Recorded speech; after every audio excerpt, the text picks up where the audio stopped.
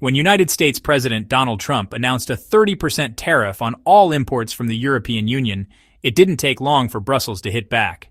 Just days later, EU officials unveiled a bold retaliation plan, a 35% tax on Boeing aircraft and advanced avionics systems made by Honeywell. It wasn't just a tit-for-tat response. This was a direct hit on the crown jewels of American manufacturing. Why target Boeing and Honeywell? Because civil aviation is one of America's biggest export earners and a key source of its global economic influence.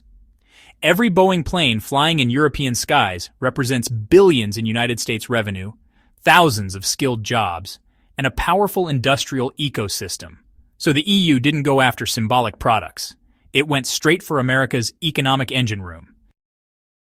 Think of it like a chess game. Trump moved a queen by placing tariffs on European goods. Brussels responded by threatening the king, Aviation. This move shakes up supply chains from Seattle to Dublin and signals something bigger. Europe isn't backing down. Now, the big question is whether this strategic strike will force Washington to ease its tariffs, or push the world's largest aircraft buyers permanently toward Airbus. And as we'll see in the next section, Brussels didn't make this decision lightly. It was planned down to the decimal. Inside the European Commission, retaliation wasn't just emotional, it was methodical. Officials had already prepared a detailed response document titled Tariff Response Package A. At the top of that list were two names in bold: Boeing and Honeywell. So, what's the plan here? Well, it's to impose a 35% tariff on Boeing's aircraft structures. That means the fuselage, wings, and engines, and a 20% tariff on Honeywell's critical flight systems, like avionics, braking, and cabin control. This move would, raise the price of American aircraft sold in Europe, making them way less attractive to buyers. Here's the impact in plain terms. Let's say you're an airline executive in Germany or France. You're staring at two aircraft, one from Boeing and one from Airbus.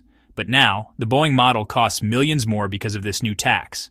And on top of that, the loans you'd need to buy it just got more expensive, since the paperwork now says US-made fuselage. Suddenly, Airbus looks like the obvious choice, doesn't it? And Airbus is ready. According to some leaked production data, about 60% of Airbus's delivery slots after 2026 are still unbooked. That's honestly a huge opportunity. Brussels knows this, and that's exactly why the tax plan was designed to shift future orders to European factories in Toulouse, Hamburg, and soon Spain.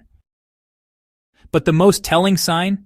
The value of the retaliation package matches almost exactly the annual export revenue Boeing and Honeywell make from Europe. That's about $11 billion combined. In other words, the EU aimed for precision, not escalation.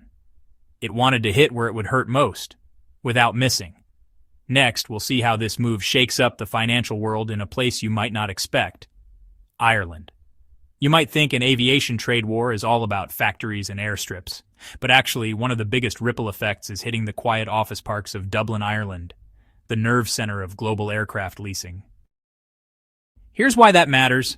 About 45% of all leased airplanes in the world are financed through Irish companies. That includes nearly 4 out of every 10 Boeing aircraft sold to Europe. These deals run through special financial structures called SPVs, special purpose vehicles, that use Ireland's low corporate tax rates and flexible finance laws to help airlines avoid massive upfront payments. But now, the EU's 35% tax has thrown a wrench into that system. If a Boeing plane suddenly costs millions more due to tariffs, those Irish lease contracts become much less attractive. Airlines will start asking, why lease a taxed American jet when we can sign a cheaper deal for an Airbus? And Airbus is rolling out the welcome mat.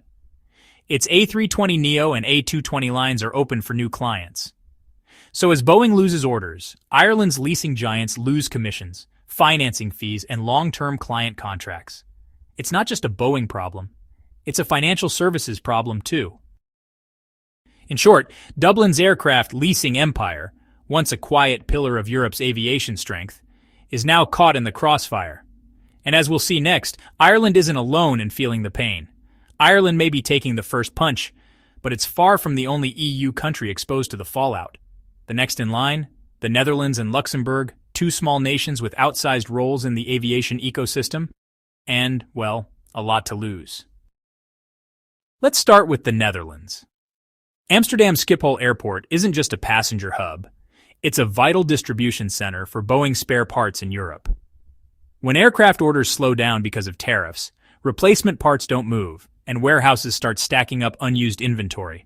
That might not sound dramatic, but the economics are brutal. Higher inventory means higher storage costs, longer shelf times, and shrinking margins. It's like owning a grocery store where food stops selling, but you're still paying rent. Now to Luxembourg, home to one of Europe's major cargo carriers, Cargolux. This airline depends heavily on Boeing's 777 freighter, a long-haul workhorse in the cargo world. A 35% tariff adds an estimated $28 million per aircraft. That price spike not only affects Cargolux's fleet expansion, it also threatens their leasing deals, operating costs, and even route profitability. Imagine being forced to delay a new plane delivery just because it suddenly became millions more expensive overnight. And this isn't just about planes. Maintenance, parts logistics, insurance, financing, all of these support industries get squeezed, especially when tax-related uncertainty drives up borrowing costs and delays new investments.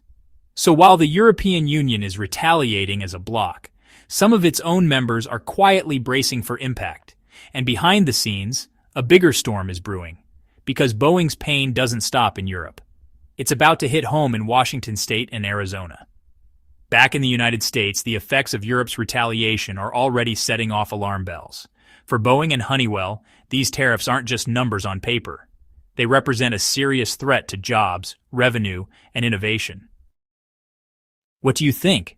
Is Europe's retaliation fair, or is it risking a wider economic war? Will the United States back down or double down? Let us know your thoughts in the comments. And if you found this breakdown helpful, don't forget to like, subscribe, and turn on notifications so you don't miss our next deep dive into global economic shifts. Thanks for watching.